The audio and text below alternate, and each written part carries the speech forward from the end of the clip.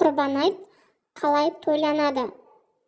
Құрбан айт намазынан кейін барлық мұсылман ағайын туыстарға, дос-жарандарға, көрші-қолаңға айт қабыл болсын айтып, айтшылайды. Үйлерге кіріп, Құран оқып, тілек тілейді. Бір-біріне сыйлық беріп, мерекелік көңіл күйде жүреді. Айттық сұрайды. Қазақ айт мерекесімен құттықтап, айттық сұраған жанның бетін ешқашан қайтармаған. Ренжісіп қалған адамдар бір-бірінен кешірім сұрап, қайта татуласады. Әр шаңырақта қазан асылады. Бауырсақ пен шелпек пісіріп, мол дастархан жайылады.